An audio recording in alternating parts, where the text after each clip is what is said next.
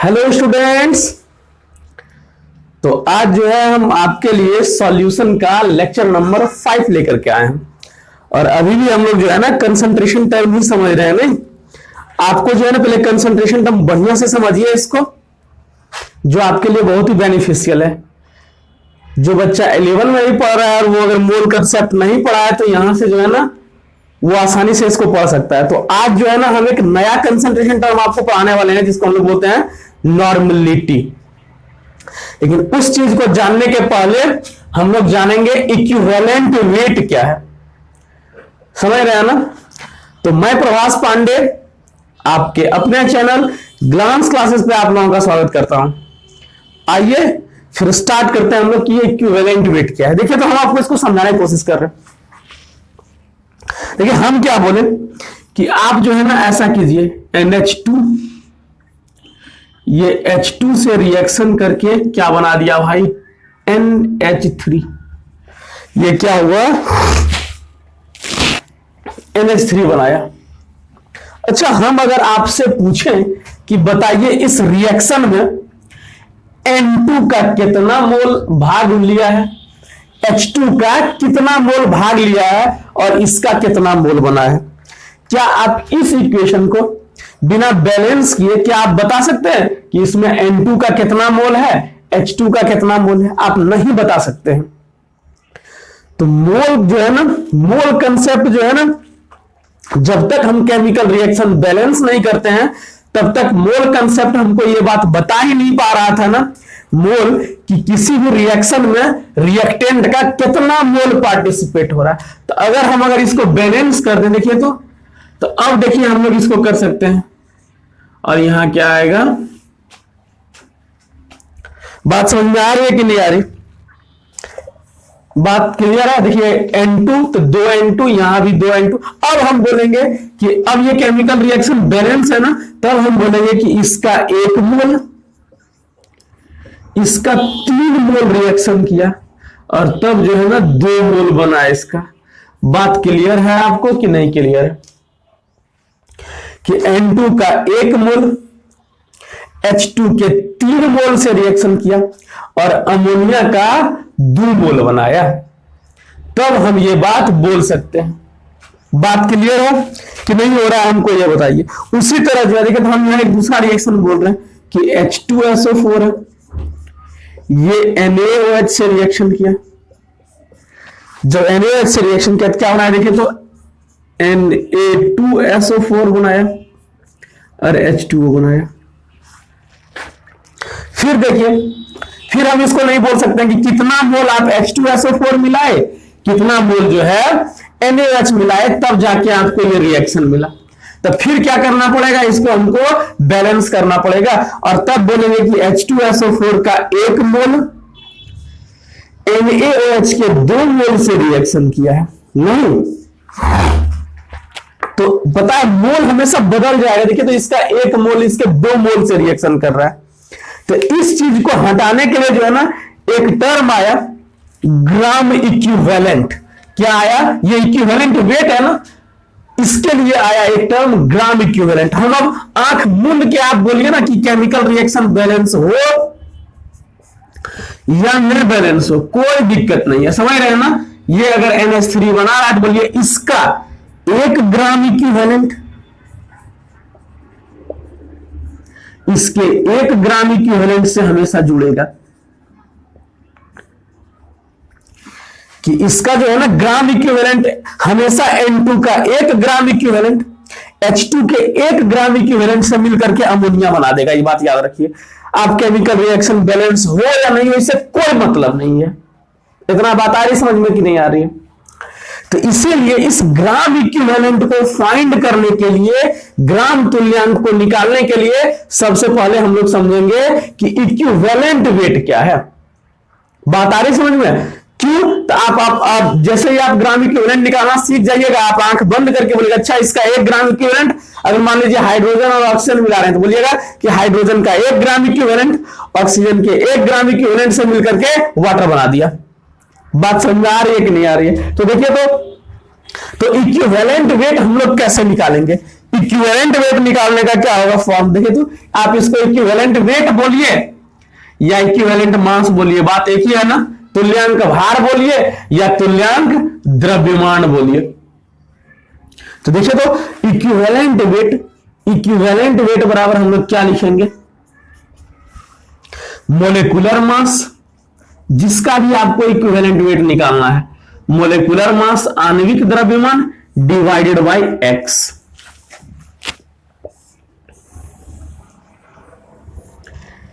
बात समझ में आ रही, जहां एक्स क्या है तो इसको हम लोग बोलते हैं वैलेंसी फैक्टर।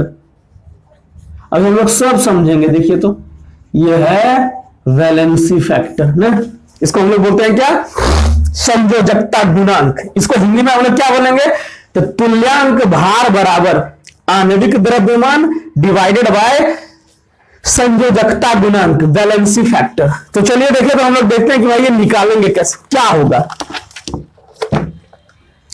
तो पहला देखिए हम लोग बात कर रहे हैं कि पहला, अगर मान लीजिए पहला कि कंपाउंड आपका क्या भाई, एसिड है, एसिड समझते हैं ना, अम्ल है, तब उसके लिए x क्या होगा, एसिड के लिए x क्या होगा। तो x क्या होता है, इसको हम लोग बोलते हैं बेसिसिटी,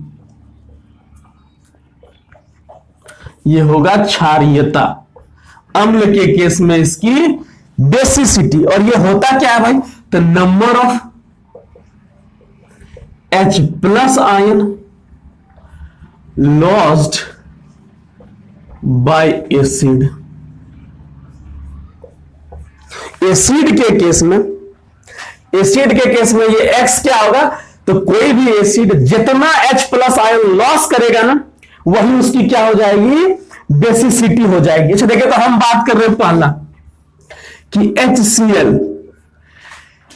में क्या गो H है, एक गो ना, ये क्या है, एक गो H है इसमें, तो कितना जो है लॉस करेगा, क्या गो H, तो बोलेगा सही, तो एक गो H लॉस करेगा, H plus plus Cl minus.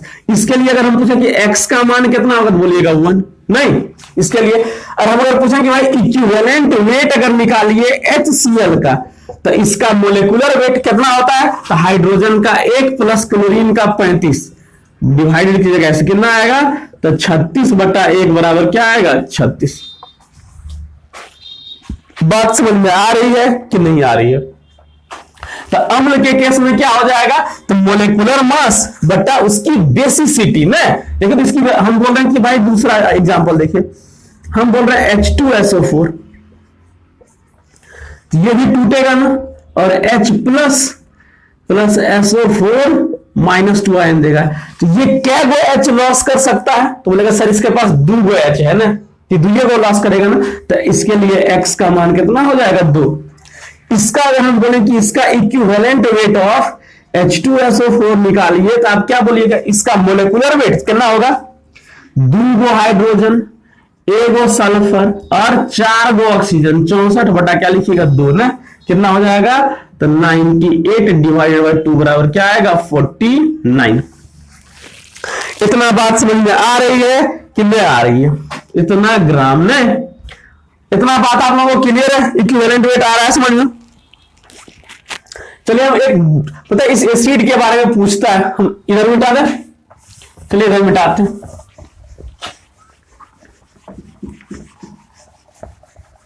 ये 3 तरह का एक एसिड होता है, आप उसको देखिए तो आपको जो है ना वो देखने में बड़ी खराब लग रही है। देखिए सवाल क्या है कि पहला एसिड क्या दिया हुआ, इधर भी मिटा दें, ये आप लोग शायद नोट कर लिए होंगे, नहीं, इसको मिटा देते हैं।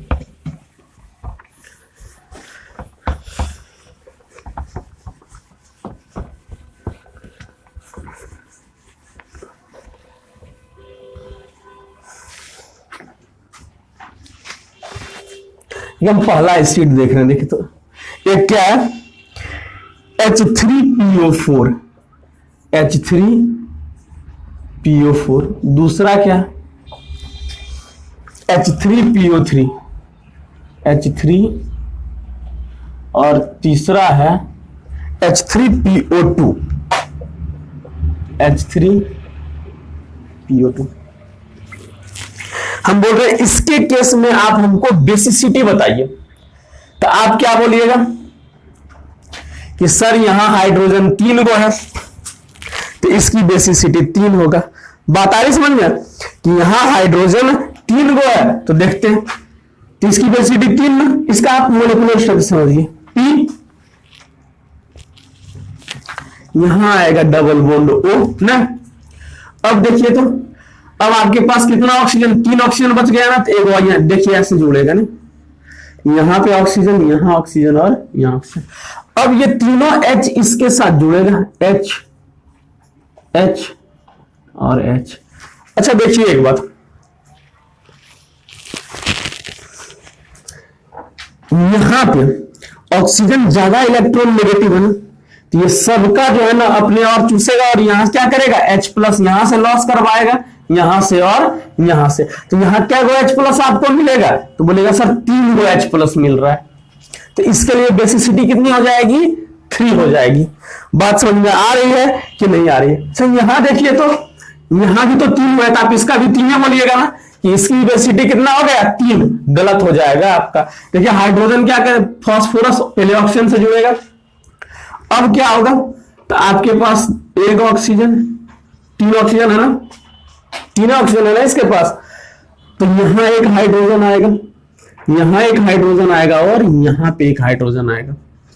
अच्छा देखिए ये इलेक्ट्रॉन नेगेटिव है, ये क्या करेगा, इसका इलेक्ट्रॉन खींचेगा, तो ये इस पे नेगेटिव चार्ज, इस पे पॉजिटिव ना, ये भी क्या करेगा, इसका इलेक्ट्रॉन खींचेगा, इस पे नेगेटिव इस पे पॉजिटिव। लेकिन ये फास्फोरस तो इलेक्ट्रॉन नेगेटिव नहीं है, इसको इलेक्ट्रॉन से बेसी प्यार नहीं है, बोलेगा ले जाओ इलेक्ट्रॉन, नहीं ये क्या करेगा, इसको इलेक्ट्रॉन से कोई मतलब ही नहीं है, बोलेगा जुड़ा रहे हो हमसे ना, इसको इलेक्ट्रॉन से ज्यादा प्यार है, ये क्या करेगा, हाइड्रोजन वाले इलेक्ट्रॉन को अपनी ओर खींच लेगा। तो यहां से आपको क्या को H प्लस मिलेगा, तो बोलेगा सर वो यहां H प्लस, अरे वो यहां H प्लस ना, तो इसके लिए X का मान कितना हो जाएगा, 2 हो जाएगा। मतलब H3PO3 का बेसिसिटी कितना हो जाएगा, 2 हो जाएगा। ये बात आप समझिएगा। तो इसका मोलेकुलर वेट में इससे भाग दे देंगे, इक्विवेलेंट वेट निकल जाएगा ना। यहां देखिए इस केस में क्या होगा, तो इस केस में भी फास्फोरस एक ऑक्सीजन से जुड़ेगा, यहां ऑक्सीजन ऐसे आएगा, इससे एक हाइड्रोजन, यहां दूसरा हाइड्रोजन और यहां तीसरा हाइड्रोजन। बताइए इसमें क्या होगा, तो ये इधर खींचेगा इसको, इस पर नेगेटिव आएगा, इसको क्या करेगा, पॉजिटिव, इसको लॉस कर देगा ना। तो यहां अगर हम आपसे पूछें कि X का मान कितना होगा, तो 1 हो जाएगा। ये स्पेशल केस है, एक बात याद रखिए। अगर हम पूछा इसका इक्विवेलेंट वेट बताइए हमको, तो आप क्या लिखिएगा, इसका मोलेकुलर वेट डिवाइडेड बाय 3। हम पूछे इसका इक्विवेलेंट वेट बताइए, तो बोलिएगा इसका मोलेकुलर वेट डिवाइडेड बाय 2 ना। और इसका इक्विवेलेंट वेट क्या होगा, तो बोलेगा सर इसका मोलेकुलर वेट बटा 1।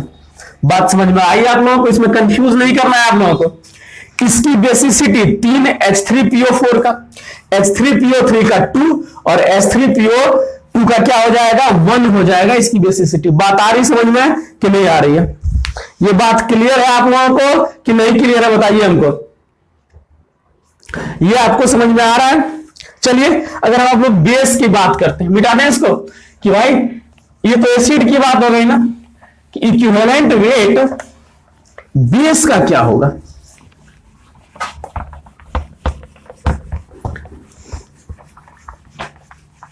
बेस के केस में अगर हमको इक्विवेलेंट वेट निकालना हो तो हम लोग कैसे निकालेंगे, तो दूसरा हम लोग बात करें किसका, देखिए तो बेस के केस में, बेस हम लोग किसको बोलते हैं भाई, तो छार जानते हैं ना, लकड़ी में लकड़ी जलने के बाद जो बचता है छार।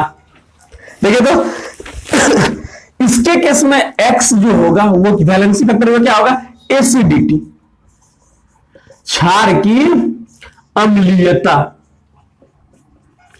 और वो होगा क्या भाई, the number of OH minus iron loss by base. जो बेस जो है अपने से कितना OH माइनस आयन को लॉस करेगा, यही ना, कि बेस द्वारा त्यागे गए OH माइनस आयन की संख्या को हम लोग क्या बोलते हैं, उस बेस की अम्लीयता बोलते हैं। तो देखिए तो हम पहला अब लिख रहे हैं यहां पे,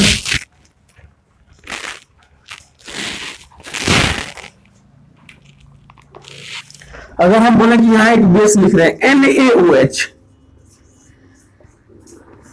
तो इसके लिए x का मान बताइए। तो NaOH का कितना है देखिए, तो ये जब टूटेगा तो Na plus OH minus N। क्या OH माइनस N है? तो बोलेगा सर 1, तो x का मान कितना हो जाएगा 1।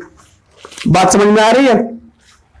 इसका अगर हम बोले कि इक्विवेलेंट वेट ऑफ NaOH हमको बताओ भाई, तो कितना होगा? इसका मोलेकुलर वेट कितना होगा? 40 ना। देखिए तो 23 और 16, 39 और 41, और इसमें कितना से डिवाइड करेंगे? 1 से, मतलब कितना हो जाएगा? तो 40 ग्राम। बात समझ में आ रही है कि नहीं आ रही है? हम आपसे पूछेंगे, अगर दूसरा हम ले रहे हैं कि MgOH का होल 2, इसके लिए हम पूछें कि भाई इसमें इसके लिए x का मान कितना होगा? तो बोलेगा सर Mg प्लस OH, यहां +2 ना, माइनस आयन, तो ये कितना? 2 को बैलेंस करना पड़ेगा। यहां देखिए 2 OH, यहां भी 2 OH। x का मान कितना हो जाएगा इसके लिए? 2। इक्विवेलेंट वेट अगर हम पूछे आपसे तो क्या लिखिएगा आप? तो इसका मोलेकुलर वेट डिवाइडेड बाय 2। बात समझ में आ रही है कि नहीं आ रही? कि जितना कोई base OH minus iron loss करेगा वो उसका वैलेंसी फैक्टर होगा, और उसको मोलेकुलर वेट से भाग दीजिएगा तो क्या निकल जाएगा? मेरा इक्विवेलेंट वेट निकल जाएगा। बात क्लियर है? देखिए अगर हम साल्ट की बात करें तो साल्ट के केस में H क्या होगा?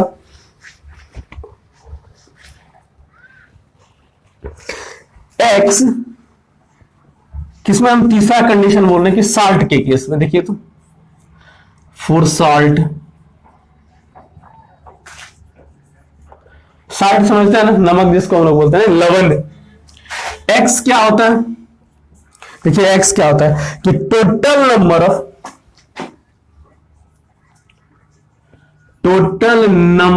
Of charge present on cation और एनायन। अभी आपको हम समझा चुके थे ना कि केटायन किसको बोलते हैं और एनायन किसको बोलते हैं। अगर आप इसके पहले वीडियो नहीं देखे तो उसको आप जरूर देखिए। समझ रहे हैं ना कि टोटल नंबर ऑफ चार्ज, या तो आप केटायन वाला उठाइए नहीं तो एनायन वाला। बात आ रही समझ में? देखिए हम बात कर रहे हैं भाई NaCl, साल्ट है ना, ये क्या होगा जब टूटेगा? तो Na प्लस Cl माइनस। हम बोले कि भाई या तो तुम केटायन वाला चार्ज लो नहीं तो एनायन वाला। तो हम पूछा केटायन पे कितना चार्ज है? बोलेगा सर 1 है। एनायन पे उस पे भी 1 है ना, तो x का मान इसके लिए क्या होगा? 1 हो जाएगा। बात समझ में आ रही है कि नहीं आ रही है? इसके लिए अगर हम बोले कि भाई इक्विवेलेंट वेट निकालिए NaCl का, तो लिखिएगा इसका molecular weight divided by x, और x का मान कितना है? 1 ना। दूसरा हम एक साल्ट ले लेंगे तो Na2CO3, तो आप पहले इसको तोड़िएगा ना, तो ये कैसे टूटेगा? Na प्लस CO3 -2 में। ये बात आ रही है आपको समझ में? कैसे तोड़ रहे? बैलेंस करना पड़ेगा ना। तो यहां देखिए इस पर अगर हम पूछा कि टोटल चार्ज हमको बताओ, या तो केटायन पर नहीं तो एनायन पर, तो 1 सोडियम पर 1, तो 2 सोडियम पर 2 हो जाएगा ना।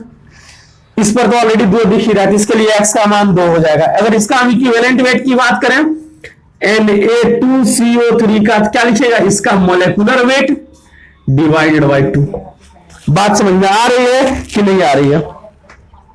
देखो हम यहां बोले कि AlCl3, तो फिर आप इसको तोड़िएगा, ये जाएगा Al+3 में, प्लस यहां Cl माइनस 3 को हो जाएगा ना, कहीं देखिए 3 को है।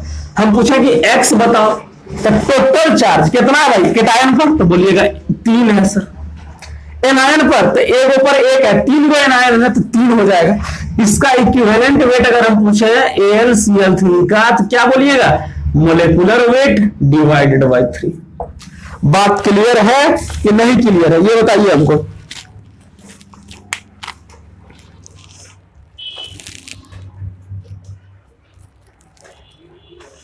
बात आ रही समझ में कि नहीं आ रही है? बात क्लियर है? मिटा दें इसको।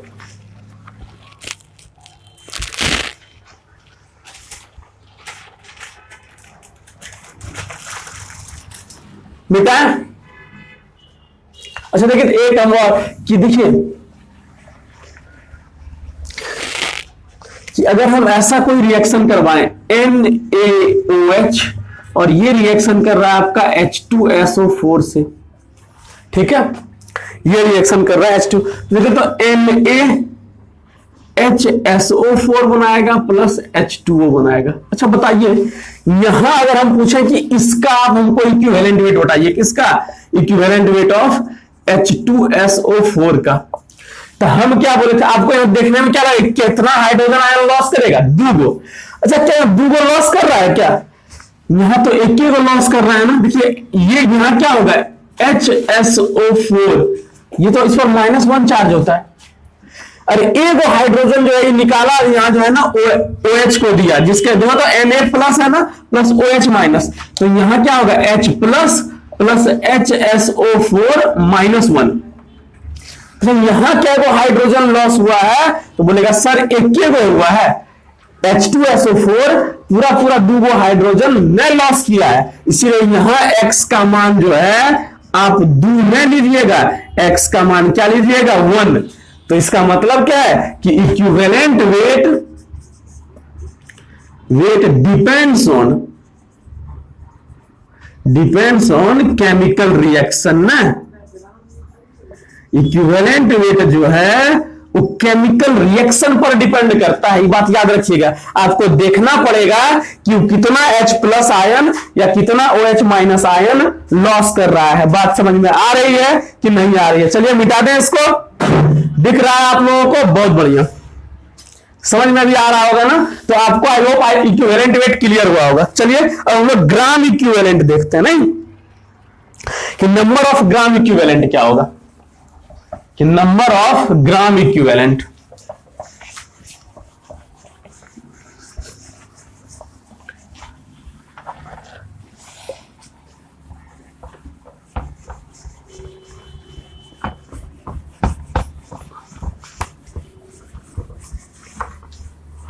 ये नंबर ऑफ ग्राम इक्विवेलेंट क्या है?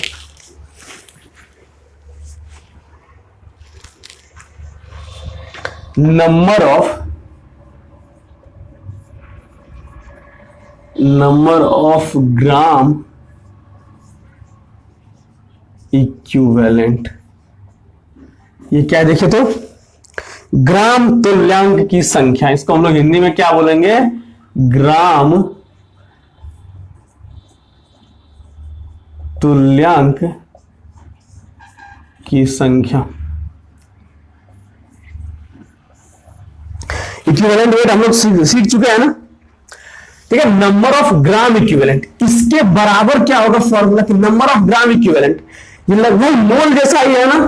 मोल हम लोग कैसे निकाल रहे थे, मास बटा मोलेकुलर मास। ठीक है, यहां हम लोग क्या लिखेंगे, मास गिवन जो दिया हो क्वेश्चन में बटा इक्विवेलेंट वेट। मतलब क्या होगा, द्रव्यमान बटा तुल्यांक भार। अगर आपको नंबर ऑफ ग्राम इक्विवेलेंट निकालना है तो हम लोग कैसे निकालेंगे, मास बटा इक्विवेलेंट वेट। बात आ रही समझ में? बात क्लियर है कि नहीं है, हमको ये बताइए। अच्छा देखिए तो अगर हम आपको बोले कि नंबर ऑफ ग्राम इक्विवेलेंट निकालिए, नंबर ऑफ ग्राम इक्विवेलेंट निकाले तो मास बटा इक्विवेलेंट वेट में हम बोल रहे हैं कि यहां देखिए तो 4 ग्राम NaOH में NaOH का कितना ग्राम इक्विवेलेंट होगा। तो सबसे पहले हम लोग क्या निकालेंगे भाई, इसका इक्विवेलेंट वेट निकालेंगे ना। और इक्विवेलेंट वेट बराबर क्या होता है, molecular weight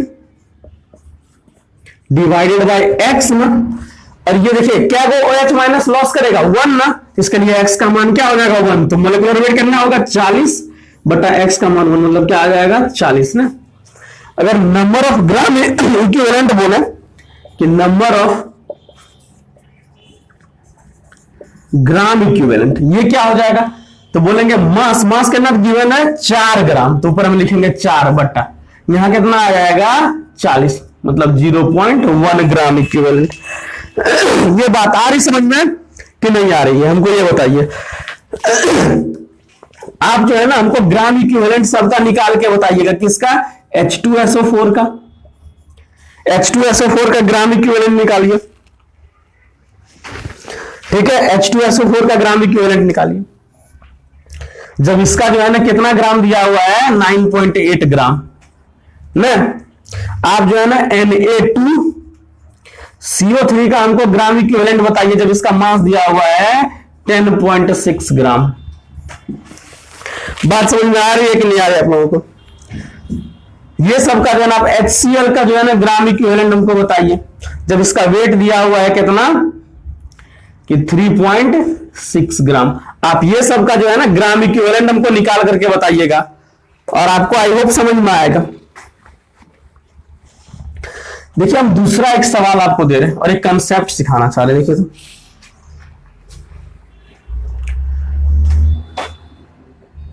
find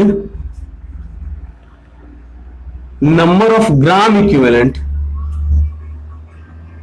find the number of gram equivalent present in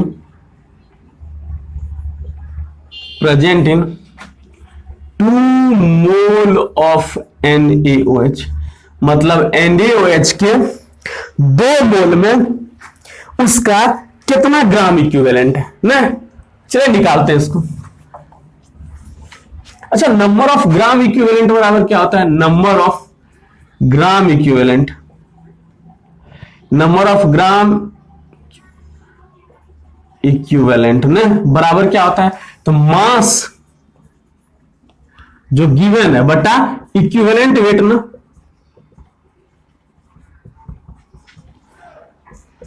चलिए अच्छा ये देखिए मास बटा इक्विवेलेंट वेट बराबर क्या होता है? तो molecular weight divided by x. ये अभी हम आपको समझा चुके हैं ना कि मास बटा यहां क्या होगा देखिए तो मास बटा इक्विवेलेंट वेट, इसके जगह पे हम लोग क्या लिख सकते हैं? तो मोलेकुलर वेट बटा एक्स ना। अच्छा इसको सॉल्व करें ऐसे देखिए तो मास बटा मोलेकुलर मास, मोलेकुलर मास लिखिए या वेट लिखिए बात बराबर है ना। और ये क्या हो जाएगा? ऊपर में जाके गुना हो जाएगा ना। अच्छा मास बटा मोलेकुलर मास को हम लोग क्या बोलते हैं? हम लोग इसके पिछले वाले लेक्चर में बता चुके हैं, मोल बोलते हैं कि मास बटा मोलेकुलर मास, इसको हम लोग बोलते हैं मोल। और इसको गुना करते हैं हम लोग एक्स से। देखिए कितना आसान कि नंबर ऑफ ग्राम इक्विवेलेंट बराबर नंबर ऑफ ग्राम इक्विवेलेंट बराबर क्या हो जाएगा? देखिए तो मोल और उसमें वैलेंसी फैक्टर से गुना कर दीजिए ना। अगर किसी का मोल दिया हुआ है और हमको बोल रहा है कि आप उसका इक्विवेलेंट वेट निकालिए तो आप क्या कीजिएगा कि मोल में वैलेंसी फैक्टर से गुना कर दीजिए। तो देखिए तो मोल कितना दिया हुआ है NaOH का, तो 2 मोल में इसका वैलेंसी फैक्टर कितना होगा? तो कितना OH ये लॉस करेगा, कितना OH लॉस, तो कितना कर रहा है 1 ना, मतलब इसका नंबर ऑफ ग्राम इक्विवेलेंट 2 हो जाएगा। बात समझ में आई कि नहीं आई? हमको ये बताइए, बात क्लियर है कि नहीं हो रहा है? हमको ये बताइए आप लोग। देखिए अभी हम आपको समझाते हैं कि ग्राम इक्विवेलेंट हमेशा केमिकल रिएक्शन में सेम होगा। अभी हम इसके पहले शुरुआत जो किया ना वीडियो का हम इसी से किए थे कि नंबर ऑफ ग्राम इक्विवेलेंट हमेशा रिएक्टेंट का बराबर होता है कि 1 ग्राम इक्विवेलेंट इसके 1 ग्राम इक्विवेलेंट से जुड़ेगा, 2 ग्राम इसके 2 ग्राम से जुड़ेगा। इतना बात आपको समझ में आई? मिटा दें इसको, मिटाएं। चलिए देखते हैं।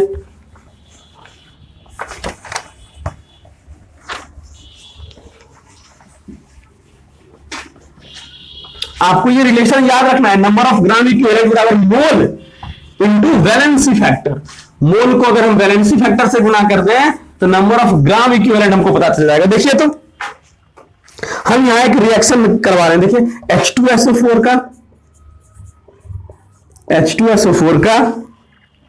NaOH से रिएक्शन करवा रहे हैं, NaOH से। ठीक है, ये क्या बनाया?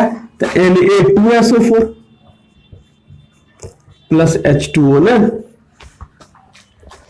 देखिए इस रिएक्शन में हम अगर आपसे पूछें कि भाई किसका कितना मोल, तो आपको केमिकल रिएक्शन बैलेंस करना पड़ेगा ना। बात आ रही समझ में ना कि हमेशा आपको केमिकल रिएक्शन बैलेंस करना पड़ेगा। तो चलिए बैलेंस करते हैं। यहां 2 ना, यहां हमको 2 करना पड़ेगा। बात आ रही समझ में कि यहां 2 है, दो गो H2 सही है, एक गो F सही है, 2 6, यहां कितना आ गया देखिए तो 4,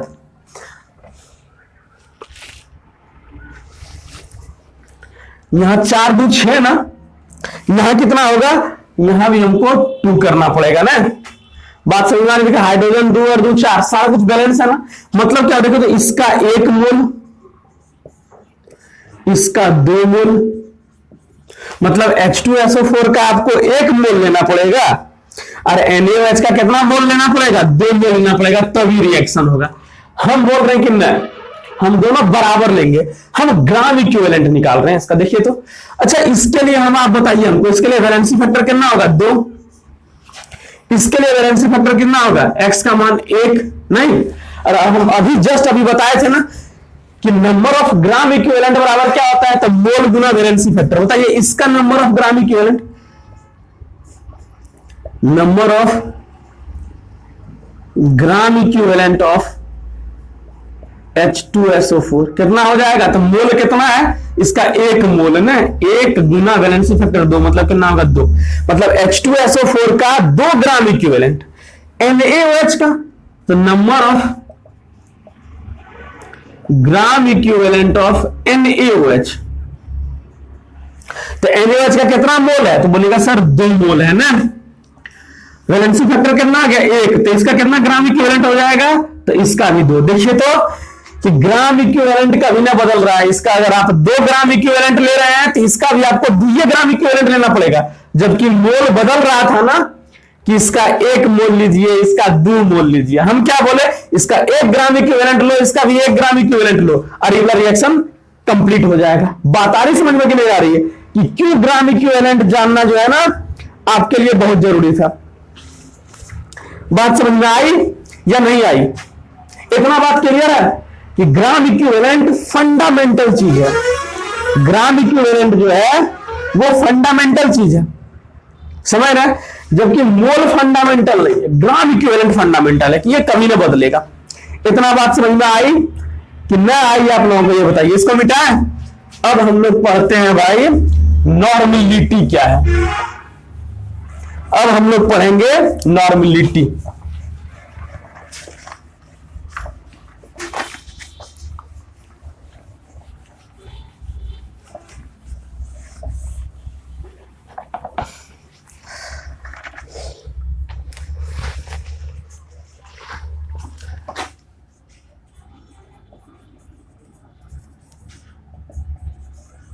नॉर्मलिटी, इसको हम लोग एन से सूचित करते हैं, बड़की एन से, समझ आया ना, कैपिटल एन। हिंदी में इसको बोलते हैं नॉर्मलता।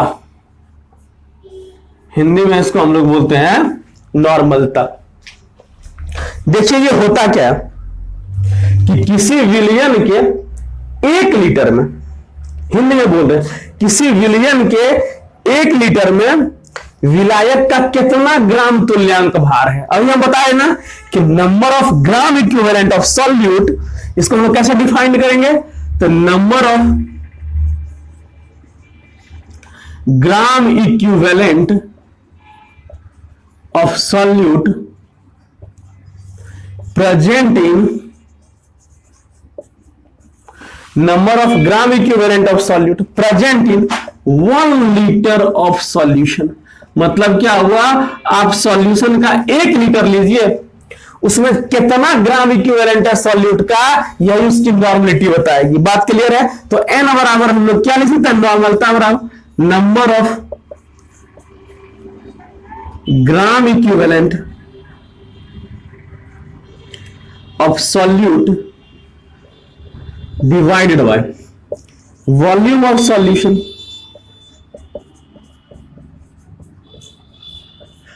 किसमें आपको लेना है, लीटर में ना, कि आपके पास सॉल्यूट का कितना मोल है 1 लीटर में, उसको हम लोग क्या बोलेंगे, नॉर्मेटिव बोलेंगे। इसका यूनिट क्या होगा, तो ग्राम इक्विवेलेंट पर लीटर। बात समझ में आ रही है कि नहीं आ रही है। अगर हम पूछे कि नॉर्मलिटी का यूनिट, इसी को हम लोग क्या बोलते हैं, एन बोलते हैं ना। अगर हम आपको बोले कि 1 NaOH सॉल्यूशन, 1 NaOH सॉल्यूशन। मतलब क्या हुआ कि 1 gram equivalent 1 gram equivalent of NaOH present in 1 litre of solution. क्या बोल रहा है कि सॉल्यूशन के 1 लीटर में NaOH का इतना ग्राम इक्विवेलेंट प्रेजेंट है। बात आ रही समझ में कि नहीं आ रही? हम ऐसा बोले कि अगर N/2 है, N/2 NaOH सॉल्यूशन, मतलब क्या बोलिए कि आधा gram equivalent 1/2 gram equivalent of NaOH present in 1 liter of solution। बात समझ में आ रही है कि नहीं आ रही है? बात क्लियर है? हम बोल रहे हैं कि 2NHCl सॉल्यूशन। क्या इसका मतलब है कि 2 gram equivalent of HCl present in 1 liter of solution। बात क्लियर हो रहा है कि नहीं हो रहा है? हमको ये बताइए। इतना बात क्लियर है? इधर मिटाएं, थोड़ा सा मिटा दे। दिख रहा है आप लोगों को? दिख रहा है? चलिए, बहुत अच्छा दिख रहा है आप लोगों को। यहां थोड़ा सा मिटाएं।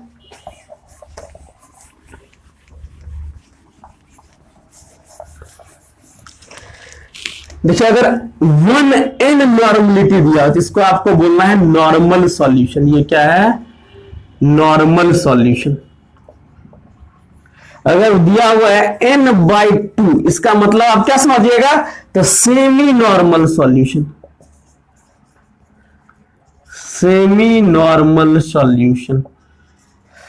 अगर N/10 दिया हुआ है, मतलब क्या बोलिएगा? Deci normal solution.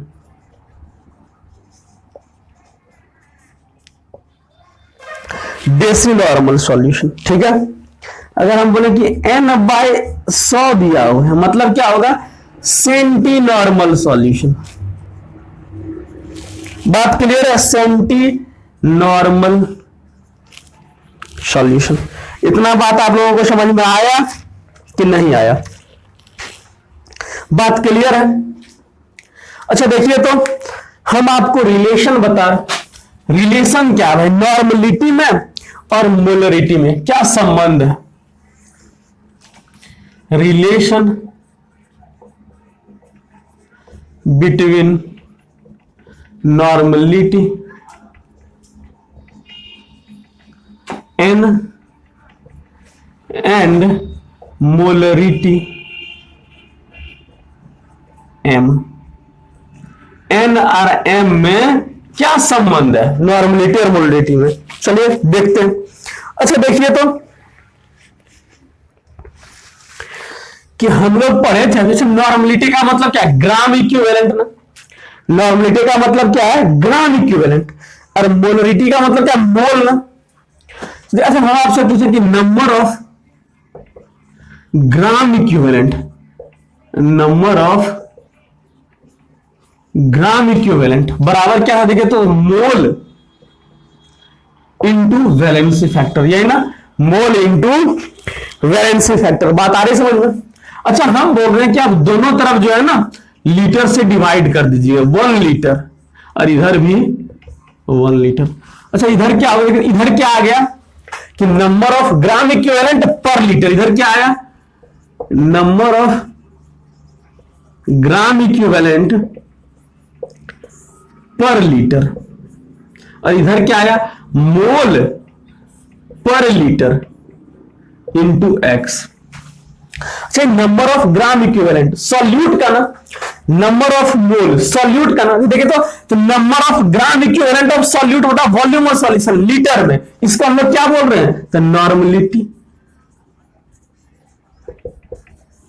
ना बराबर। Number of mole of solute पर लीटर किसको बोल रहे हैं भाई? तो मोलरिटी को ना, याद होगा आपको, इसको बोलते हैं मोलरिटी। और यहां क्या होगा? एक्स। मतलब क्या हो देखिए तो नॉर्मलिटी और मोलरिटी में संबंध आ गया कि अगर आपको मोलरिटी दिया हुआ है, नॉर्मलिटी निकालना है तो बैलेंसिंग फैक्टर से गुना कर दीजिए उसको। नॉर्मलिटी बराबर क्या आ गया? एन बराबर एम इंटू एक्स। इतना बात समझ में आई आप लोगों को? कितने आई? इसके बाद हम लोग अभी है ना न्यूमेरिकल करते हैं। बात क्लियर है? मिटा दें इसको, नोट कर लिए? चले इधर मिटा रहे ना, इधर हम लोग मिटा रहे, वो रहने दीजिए।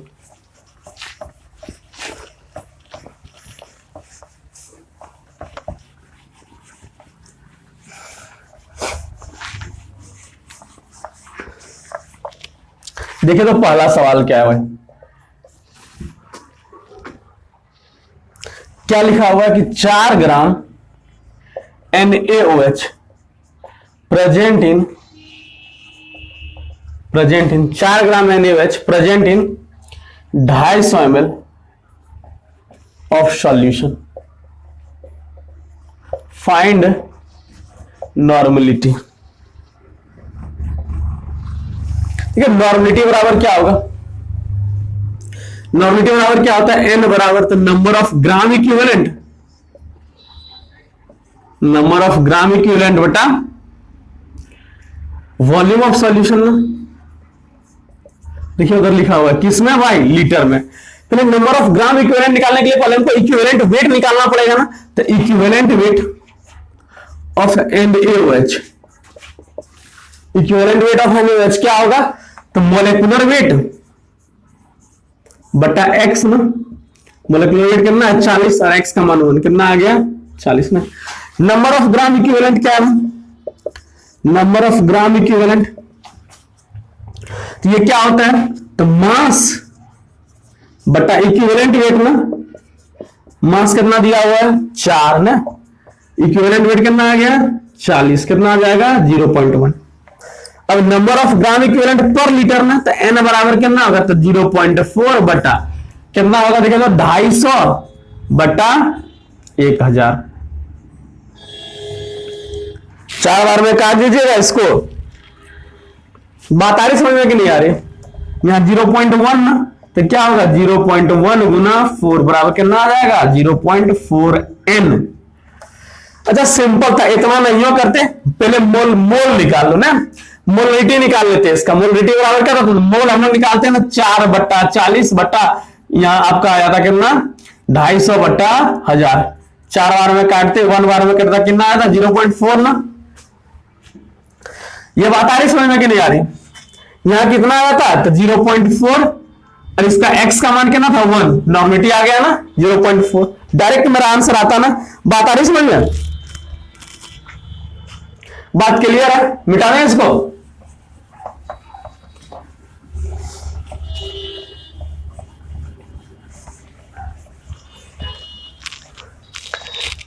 ऐसा देखिए तो हम बोल रहे हैं कि 0.5 m H2SO4 सॉल्यूशन है, इसकी नॉर्मलिटी बताओ हमको। कितना आसान है ना। नॉर्मलिटी बराबर n बराबर क्या होता है? m इंटू एक्स होता है। m का मान कितना दिया हुआ है? 0.5। x का मान कितना होता है? 2 ना। कितना आ जाएगा? 1n आ जाएगा। बात समझ में आ रही है आप लोगों को कि नहीं आ रही है? बात क्लियर है? बहुत ही आसान है नॉर्मलिटी निकालना। चलिए देखिए तो अब हम लोग देख रहे हैं नॉर्मलिटी ऑफ मिक्सचर क्या होता है। चलिए तो नॉर्मलिटी ऑफ मिक्सचर क्या होगा?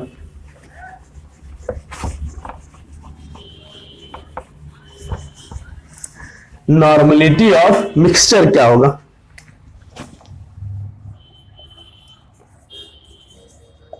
नॉर्मलिटी ऑफ मिक्सचर मतलब मिश्रण की नॉर्मलता ना। ठीक है, तो हम ऐसा बोले कि यहां या तो एसिड प्लस एसिड है, नहीं तो फिर क्या है? या तो इस सॉल्यूशन किसका है? एसिड का, नहीं तो फिर बेस या बेस का। एसिड बेस का नहीं है, हम दोनों में अभी एसिड लेंगे। देखिए तो यहां एक इसको बनाए और दोनों सॉल्यूशन किसका है? तो देखिए मान लीजिए इसका वॉल्यूम 1, इसकी नॉर्मिलिटी 1 ना, इसका वॉल्यूम 2, इसकी नॉर्मिलिटी n2। अब दोनों को मिला करके हम बना दिए एक सॉल्यूशन। बात समझ में आ रही है? ठीक है, तो हम बोले कि इसका नॉर्मिलिटी n है, तो वॉल्यूम कितना हो जाएगा v1 प्लस v2। बात आ रही समझ में कि नहीं आ रही है? और हम लोग क्या कर रहे हैं, या तो इसमें एसिड है तो वही एसिड इसमें भी है, ये बात याद रखिएगा, बदलिएगा मत। अगर HCl है तो इसमें भी HCl, अब तब दोनों को मिला है। या इसमें अगर आप बेस ले रहे हैं तो इसमें भी आप बेसे लीजिएगा, ये बात याद रखिए, अलग अलग नहीं करना है। और जो बेस सेम लीजिएगा वही बेस लेना है, तब इसकी जो है नॉर्मिलिटी क्या होगा देखिए तो इक्विवेलेंट वेट बराबर क्या होता है, equivalent number of gram equivalent बराबर क्या होगा, V इंटू एन ना होगा क्या है। तो नॉर्मिलिटी बराबर क्या होता है, ग्राम इक्विवेलेंट बटा वॉल्यूम। बात आ रही समझ में? तो देखिए तो दोनों का ग्राम इक्विवेलेंट, देखिए इसको मिलाया और इसको मिला के इसमें मिला दिए, सॉल्यूट ने बढ़ाया, याद रखिएगा।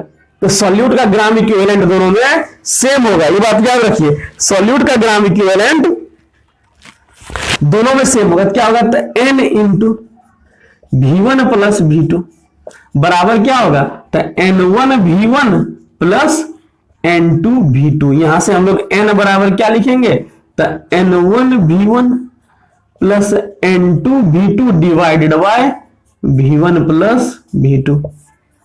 बात आई समझ में कि नहीं आई? लेकिन हम यही आपको बोल रहे हैं कि भाई यहां हम कैसा सॉल्यूशन ले रहे तो 0.2n और वॉल्यूम कितना है 200 ml HNO3 सॉल्यूशन, सॉलिड है ना। यहां कितना लिए तो 0.5n और 200 ml HNO3 सॉल्यूशन, दोनों में HNO3 है ना। तो हम पूछे कि दोनों को मिला देंगे तो नॉर्मिलिटी कितना होगा, तो देखो सब यहां निकालेंगे अनुकूलन ना, इसको इससे गुना कीजिएगा क्या होगा, तो 0.2 गुना 200 प्लस 0.5 गुना 200 और डिवाइड बाय क्या हो जाएगा, 2 दूना 400 वॉल्यूम हो जाएगा ना। तो यहां से जब आप इसको सॉल्व कीजिएगा तो कितना आ जाएगा 0.35 नॉर्मल सॉल्यूशन। बात समझ में आ रही? 20 और यहां कितना आ जाएगा 100 ना, 120 को 4 से डिवाइड कर देंगे ना। बात समझ में आ रही कि नहीं?